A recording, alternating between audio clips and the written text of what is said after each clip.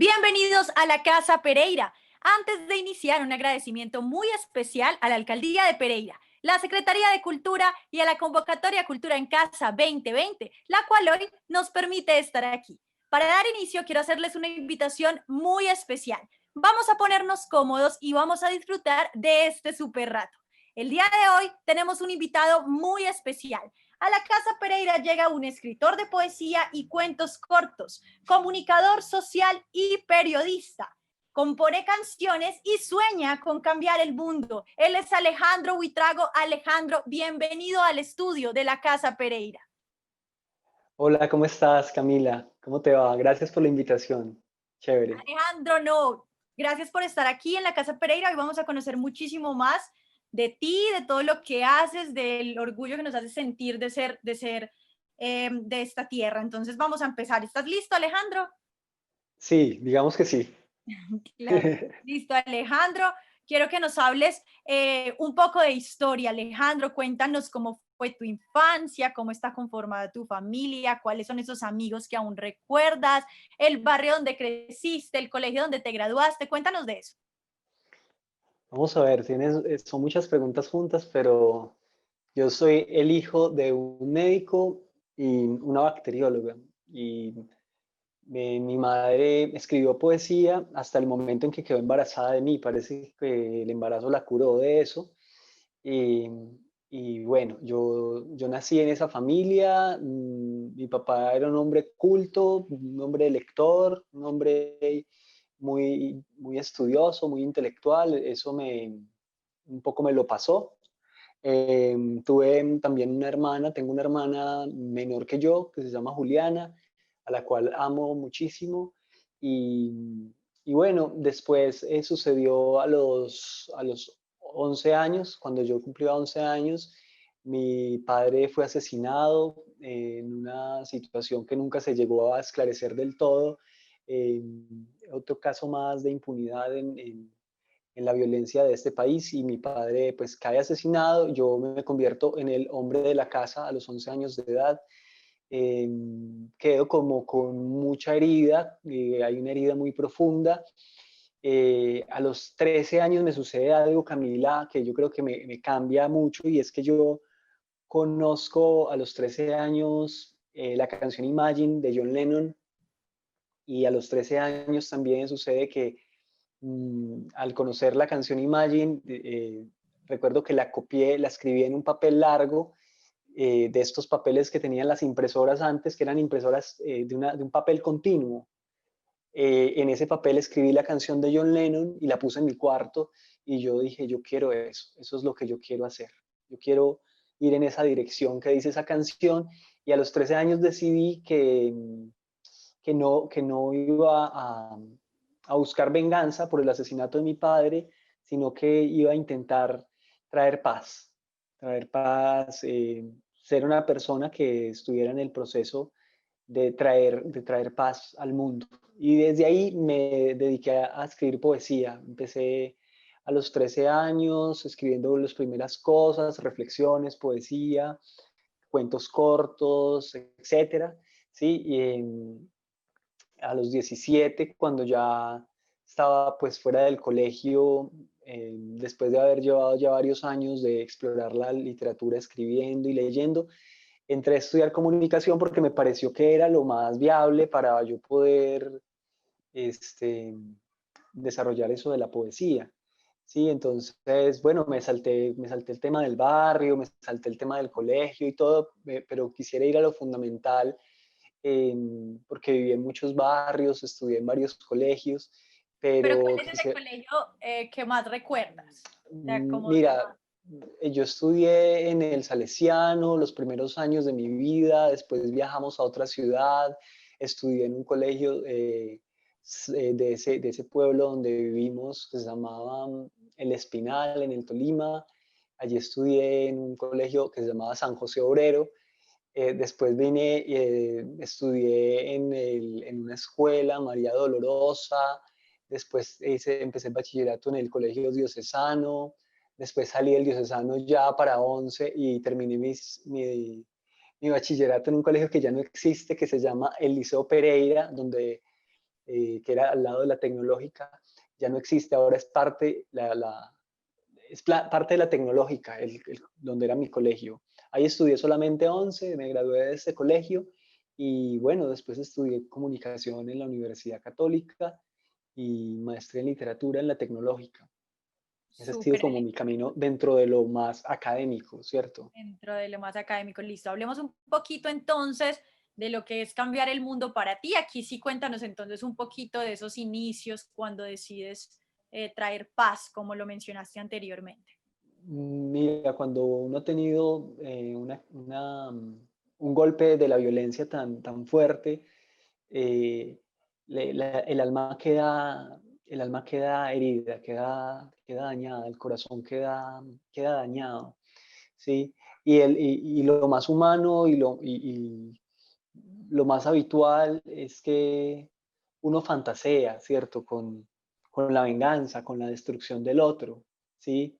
Y en el caso mío, siendo un niño, fantaseaba y pensaba cómo podría yo, de qué manera yo podría, si llegara a tener yo la capacidad de hacerlo, de qué manera yo podría eh, destruir lentamente a los asesinos de mi padre, ¿cierto? ¿Cómo los podría yo torturar? ¿Cómo yo los podría hacer sufrir como yo sufría?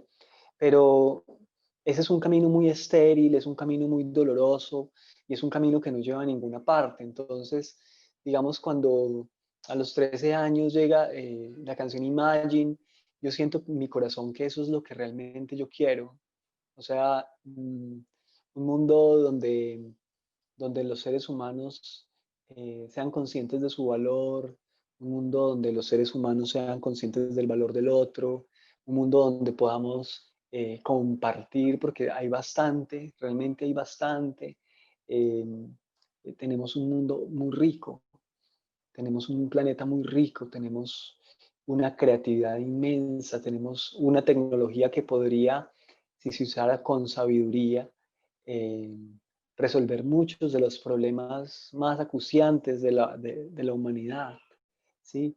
Lo que pasa es que nos hace falta la conciencia para utilizar las cosas, eh, para utilizar las cosas como a favor de todos, ¿cierto? La conciencia de sentir que todos somos parte de lo mismo.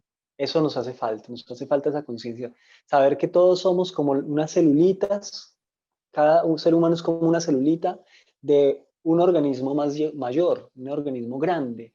Si nosotros recuperáramos esa conciencia que la tienen las células de nuestro cuerpo y por eso todas cooperan, si nosotros recuperáramos esa conciencia de hacer parte de un organismo mayor, cambiaríamos el mundo sin necesidad de hacer una guerra, sin necesidad de matar a nadie, sin necesidad de poner a nadie preso, sin necesidad de ejercer ningún tipo de violencia, porque realmente el problema para mí es un problema de la conciencia, de una conciencia que quiere despertar, de una conciencia que quiere nacer, de una conciencia que quiere surgir y que de pronto mmm, hay como ciertos intereses que dificultan el surgimiento natural de esa conciencia, pero de todas maneras eso es un proceso que no se puede detener.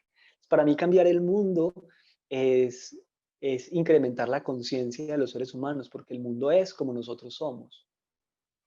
El mundo tiene la misma calidad de nuestros propios sueños, de nuestras propias visiones. El mundo tiene la calidad de nuestro amor. El mundo tiene la calidad de lo que nosotros llevamos por dentro.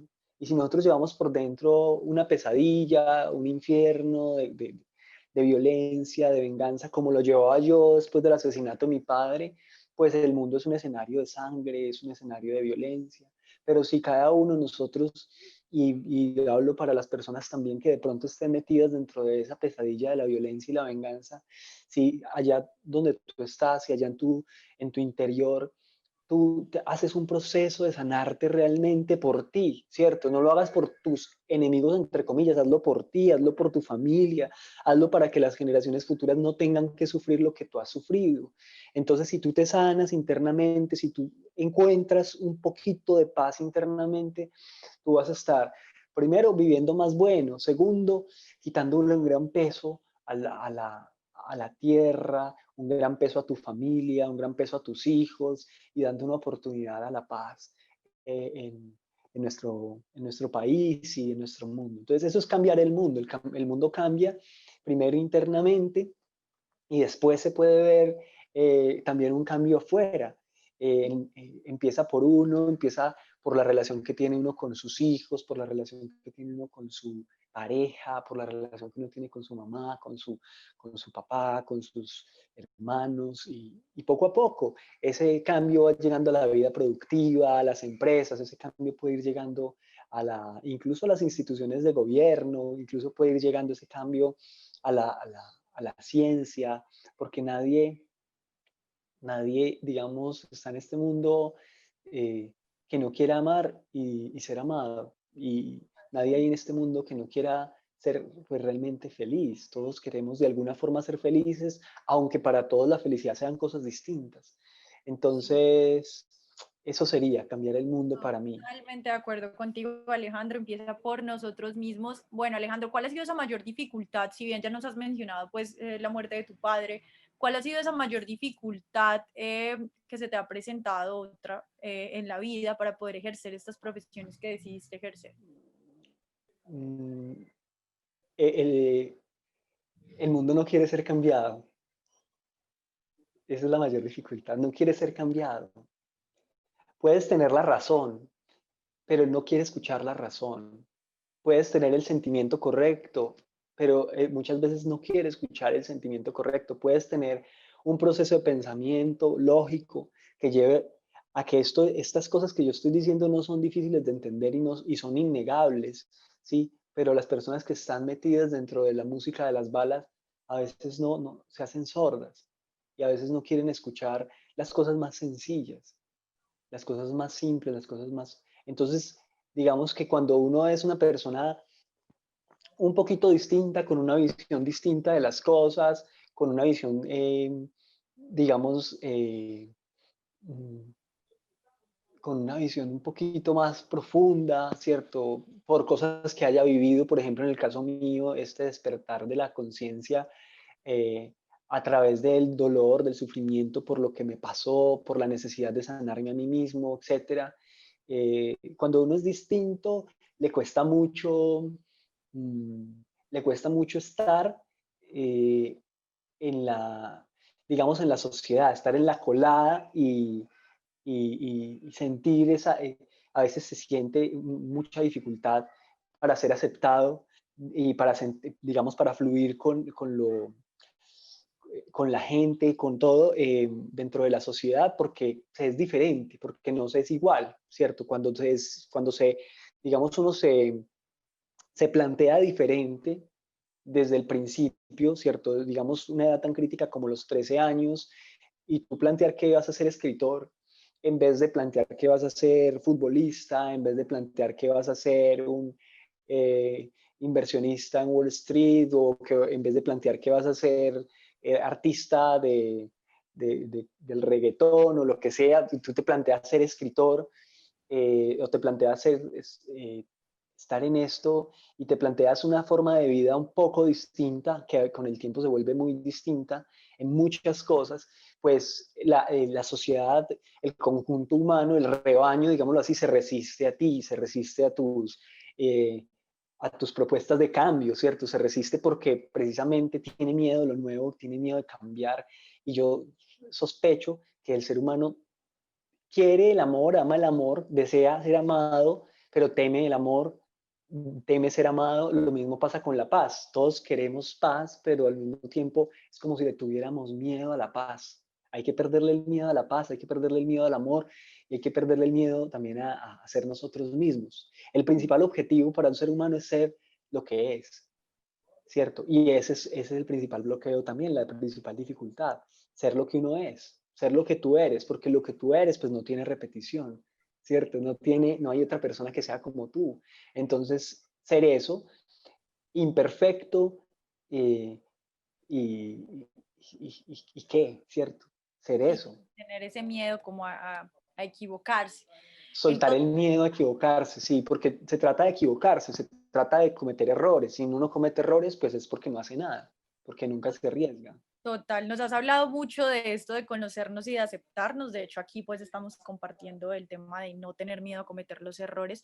Pero ¿cuál sería como ese tip mayor que tú le darías, ese consejo a cualquier persona que está apenas en el proceso? Bueno, lo primero es, Camila, que uno no tenga miedo a mirar hacia adentro. Es decir, el ser humano tiene un mundo interno. Hay un mundo externo allá que está ahí, que está en estas redes, que está la calle, que está la casa, todo eso es parte del mundo externo, ¿sí? Pero el ser humano también tiene un mundo interno. Entonces, mientras una persona le tenga miedo a ese mundo interno porque adentro está el coco, o está el patas, o está el diablo, o tiene, cierto, quién sabe qué, mientras tenga miedo de entrar a ese mundo interno, pues va a estar bloqueado la posibilidad de aceptarse. Entonces, lo primero es comprender y asimilar que se tiene un mundo interno, así como se tiene un mundo externo. Lo segundo es comprender y asimilar que ese mundo interno es importante, no es una bobada, ese mundo interno es importante. En ese mundo interno es el origen mismo del mundo externo. Entonces, si hay un problema en ese mundo interno, por ejemplo, en la comunicación, ese problema se va a reflejar en la comunicación externa que uno tiene.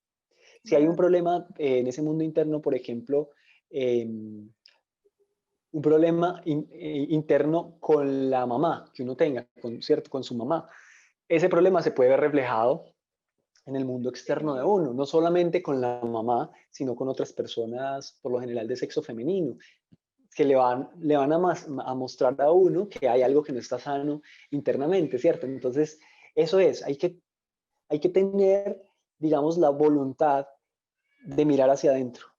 Así como se tiene la voluntad todos los días de abrir los ojos y mirar hacia afuera y todos los días de mirar una pantalla y ver qué está sucediendo en el mundo y ver qué está sucediendo en mi ciudad a través del Facebook, de qué dicen mis amigos o lo que sea, que eso pues tiene mucho sentido. También tiene mucho sentido mirar hacia adentro, cerrar los ojos y preguntarse, por ejemplo, ¿qué estoy sintiendo? Ujú. Hay Así, veces que uno está sintiendo algo, Camila, y ni siquiera entiende qué es lo que está sintiendo, sí, porque uno no sabe si eso es ansiedad, si eso es miedo, si es nerviosismo, qué es, así ¿sí? es, Alejandro, totalmente. Entonces, si uno mismo no se mira, nadie va a mirar para dentro de uno. Si uno mismo no se conoce, nadie va a hacer ese proceso por uno. Y uno no puede amar y aceptar lo que no conoce. Nosotros, uno de los dramas que tenemos como país, como Colombia, es que nosotros no conocemos Colombia. Nosotros viajamos, digamos que viajamos de un lugar a otro, de un punto A a un punto B, conocemos un hotel, conocemos un aeropuerto, conocemos un terminal de transportes, qué sé yo, una plaza, tomamos fotos y nos devolvemos. Y eso no es conocer Colombia. Entonces uno no puede amar lo que no conoce y uno no puede respetar lo que no conoce y valorar lo que no conoce. Nosotros no sabemos lo que es este país, nosotros no sabemos lo que es este planeta, no conocemos. Y así como no conocemos el planeta, no nos conocemos a nosotros mismos y no nos amamos, nos tenemos miedo porque no nos conocemos. Si nosotros nos conociéramos mejor, se me cayó. Totalmente, eso es lo que exteriorizamos, total, conocerse y reconocerse, Alejandro. Muy de acuerdo contigo, Alejandro, qué chévere ese tip que nos das. Cuéntame de esos proyectos y esas metas cumplidas, esos escritos, esa poesía, cuéntanos un poco de eso, Alejandro. Bueno, mira, yo entro a la universidad y desde el primero o segundo semestre empiezo a publicar ya en revistas como por ejemplo, que eran alternativas, como por ejemplo la revista La Andén, después a publicar en una revista que se llamaba Pulso, que no era un tabloide de cultura urbana, Pulso, a publicar en los mismos medios de la universidad, publico mi primer cuento que era un rollo, y ahí está un cuento que lo publiqué yo mismo y lo vendía así a los amigos y a los profesores de la universidad, les vendía mi primer cuento, publico mi primer fanzine de poesía que me lo llevo en un viaje, me voy a dedo hasta la costa. Ay, me ladró el perro, disculpen un momento. Tranquilo.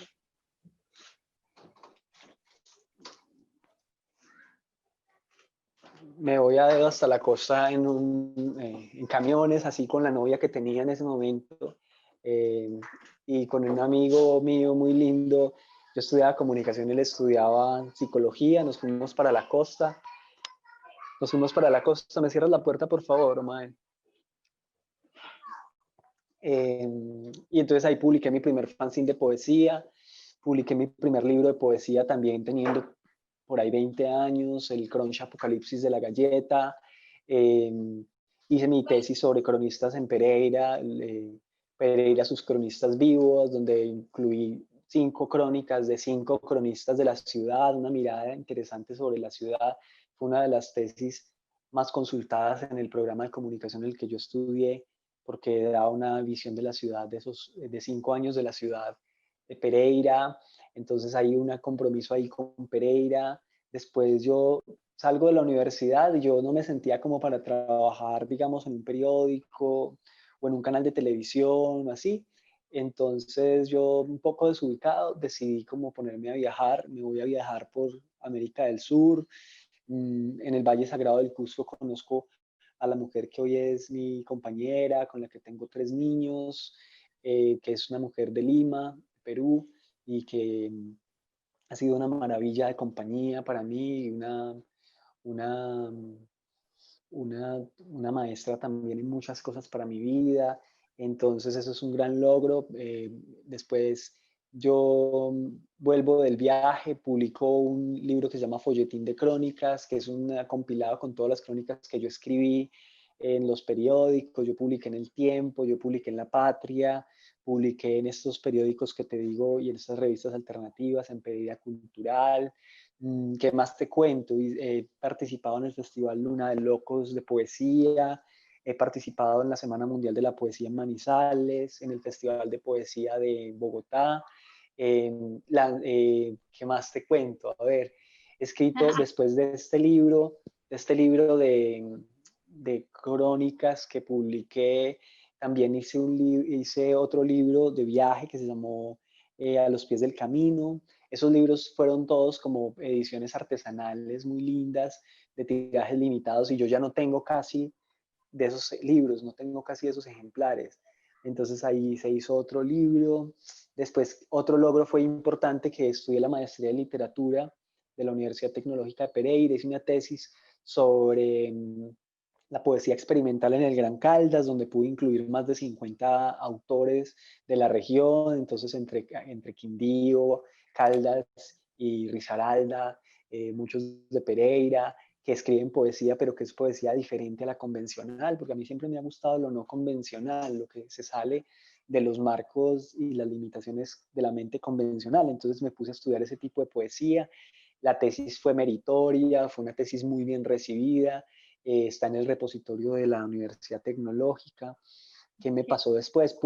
Hice otro viaje al sur, pero ya con la familia, y publiqué un libro que yo creo que es el más lindo de poemas que he hecho, eh, que se llama Ganas de Viajar, y es un libro plegable que se abre así como un acordeón, en una técnica de impresión que se llama serigrafía, y ese libro lo hice en casa con mucho amor, hice unos 100 ejemplares, todos se vendieron, lo lancé en otra parte, en la casa de Fernando González en Medellín, lo lancé en Barranquilla, en la Biblioteca Municipal de Barranquilla, lancé el libro, lo lancé en Pereira también en varios escenarios, y No. a ver qué más, no, es que he hecho mucho, yo he hecho muchas cosas. Definitivamente son mil cosas y bueno, igual ahí ya tenemos Y como este que les quería mostrar que tengo acá, que este es como lo penúltimo, este es de 2015. En 2015 gané la convocatoria Estímulos con esta propuesta y se hizo este libro de Ojo de Tigre. Entonces es una revista de poesía experimental, no sé si se ve, y es una revista que es un plegable también, hecho en la misma técnica de serigrafía, y es un plegable que se abre de una manera como compleja, ¿cierto? Como, no sé si lo ven ahí. está genial, Alejandro, sí, aquí lo vemos súper. Entonces, es un libro laberinto. Es como que llevar el libro laberinto al nivel, pues, como un libro para jugar y perderse. Entonces se hizo Hay que este libro. tenerlo definitivamente para poder hacerlo. Alejandro, después de todas esas metas que nos cuentas que están brutales y que faltan mil más por hablar, cuéntame para ti qué significa cultura en casa. Bueno, lo que pasa es que la cultura nace es aquí, ¿cierto? La cultura, decían los abuelos, la cultura comienza por casa, ¿cierto? Todo lo que es importante, la civilidad, se enseña aquí, en la casa. Entonces yo pienso que la casa es el escenario primero y la cuna de la cultura, ¿cierto? Eh, digamos que nosotros nos formamos, ¿cierto? En esos hogares donde si había libros y había lectores en la casa, eh, nosotros nos hicimos lectores, ¿cierto? Mi padre era un lector y yo me hice lector, ¿cierto? Mi hijo es un buen lector también. Entonces, cuando yo estudiaba, no, yo cuando era profesor universitario de literatura, eh, los estudiantes, algunos no leían y yo les preguntaba si en la casa de ellos había biblioteca. Muchos me respondían que no. Camila, no, no, Ahí no hay estaba biblioteca en mi casa. la Y yo le respuesta. decía, o a otros sí había biblioteca, ¿cierto? Pero entonces era una biblioteca que no se movía. Entonces yo les preguntaba, ¿y sus padres leen? Decían, no, ellos no leen, ellos nunca leen. Entonces, si los padres nunca leen y uno como profesor pidiéndole a los estudiantes que lean, eso es como llevarle la contraria a sus ancestros. Leer es como raro, un acto como raro, no, pues será que está enfermo porque está leyendo, que entonces todo empieza por casa.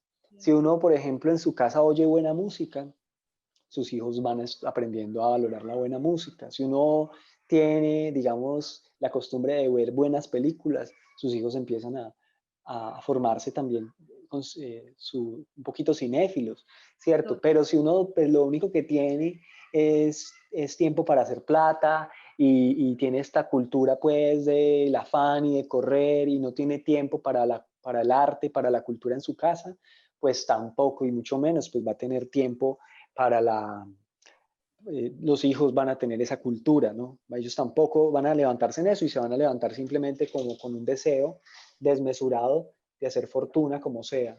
Totalmente. Alejandro, llegamos a una parte, una pregunta muy bonita ya para la recta final de esta entrevista, y es ¿de dónde nace la inspiración para ti? De ese mundo interior que te hablé ahorita, o sea, el mundo tiene esa faceta, esa parte interna, ¿cierto? El mundo y la vida tiene esa parte interna, tienen esa parte interna, entonces de ahí nace toda la inspiración. La inspiración nace del encuentro de ese mundo interior con las necesidades del mundo externo, ¿cierto? Porque entonces todos somos un proceso de acoplamiento entre el mundo interno y el mundo externo. Lo que nosotros tenemos que hacer es ser capaces de acoplar bien esos dos planos de realidad, el interno y el externo. Que lo que yo tengo adentro no se frustre y salga, y pueda salir y ser útil, y que lo que el mundo tiene para mí, pues yo lo pueda recibir. ¿Cierto? Claro, Entonces, ¿de dónde nace la inspiración? De lo profundo del ser humano, de todas las áreas, del corazón, de la mente, del cerebro, sale también de la sexualidad, del deseo, de la pasión, sale también de la búsqueda de lo trascendental, de la búsqueda mística, del misterio del ser humano, sale también de los reveses de la vida, de los golpes de la vida, del sufrimiento sale también la inspiración. Hay cosas muy bellas que no se hubieran podido crear sin una gran dosis de dolor. Por lo general las obras maestras contienen todo ese dolor y lo transforman en arte genialmente. Entonces la inspiración nace de eso, de integrarse y de ser uno mismo. En última total. instancia de eso se trata, integrarse, volverte una contigo misma y ser tú, ser tú. Y eso que eres tú se va a mostrar de alguna forma, sea como baile, sea como poema, sea como beso, sea como abrazo. Esa frase me gustó demasiado, Alejandro, ser tú. Alejandro, qué chévere todo lo que nos expones, de verdad que me podría quedar como hablando contigo todo el día. ¿Qué significa para ti Pereira? Mira, ay, Pereira es una maravilla porque en Pereira ocurre de todo, la gente tiene un espíritu de exploración, un espíritu muy abierto, es una ciudad de tolerancia al diferente, de creatividad, es una ciudad de mucho amor, es una ciudad en medio de todo, es una ciudad de mucha paz, ¿sí? Es como toda una ciudad compleja, conflictiva, donde hay también mucha exclusión, hay personas que no tienen las oportunidades que merecerían, hay muchas personas excluidas de estos sistemas culturales, pero digamos que la ciudad tiene un diseño cultural pluralista, incluyente, pero es que son grandes barrios que no tienen esto. Hay gente que trabaja en las periferias, hay gente que lidera procesos muy bonitos en las periferias de bibliotecas, de creación. Hay artistas que están haciendo cosas maravillosas en Pereira. Alejandro, entonces cuéntanos tus redes sociales, donde podemos encontrarte y conocer mucho más de tu trabajo. Bueno, yo tengo una cuenta en Instagram que se llama Comunicación Curativa, porque esto es lo que yo hago, ¿cierto? Comunicar lo que hay, lo profundo con lo superficial, digamos que las cosas se muevan y desde la comunicación lograr procesos con las personas. Entonces, digamos que tengo esa cuenta en Instagram, Comunicación Curativa, y en Facebook, pues como Alejo Buitrago.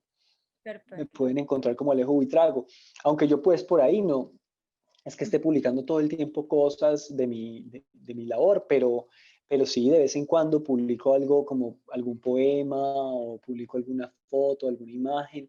Y, y bueno, lo que yo pueda hacer pues para ayudar a que las personas desarrollen su creatividad, para que escriban, para que saquen su poesía oculta o lo que sea, para que lo quiero hacer, ¿sí? Listo, Quiero Alejo. apoyar, Súper, sí. ahí no tapes ahí la camarita con el dedo que ya vamos a Oh, despedir. Dios, Dios. Alejandro, qué placer fue tenerte en el estudio de la Casa Pereira. Logros que han sido demasiados, de conocer que hay alguien que le aporta tanto culturalmente a nuestra ciudad, a nuestra región. La Casa Pereira siempre será tu casa, Alejandro, cuando quieras. Muchas gracias. Bueno, no, gracias a ti, gracias también a tu hermano, a los hermanos Alonso, por esta producción y por esta invitación. Y es muy positivo, creo yo, muy loable sacar a la luz las historias de las personas que están haciendo algo diferente y algo creativo en esta ciudad, porque realmente pues somos muchos, somos en realidad muchos, nosotros los que de pronto salimos en la Casa Pereira, de pronto somos de momento una partecita visible de un gran grupo de artistas maravillosos y ojalá que la gente de la ciudad se le enciendan las antenitas y se le abran los ojos y los oídos para escuchar a sus artistas, a sus creadores, a la gente creativa de la ciudad, porque realmente nosotros tenemos una alternativa para la, para la comunidad, para la ciudad, tenemos mucho para Así aportar. es, Alejandro, Jan, para nosotros es muy chévere tenerlos a todos por acá, de verdad que sí. Recuerden que esto fue La Ventana de la Casa Pereira. Síganos en Instagram, Facebook y YouTube como La Casa Pereira. Entren a www.lacasapereira.com, conozcan mucho más de los invitados que hemos tenido todos estos días, conozcan mucho más de la historia de Alejandro, de su trabajo y de todos los otros también talentos que hemos tenido aquí en la Casa Pereira. Esto fue La Casa Pereira con Alejandro Buitrago. Alejandro, muchas gracias. Chao. Bueno, muchas gracias, que les vaya súper bien. Ya está.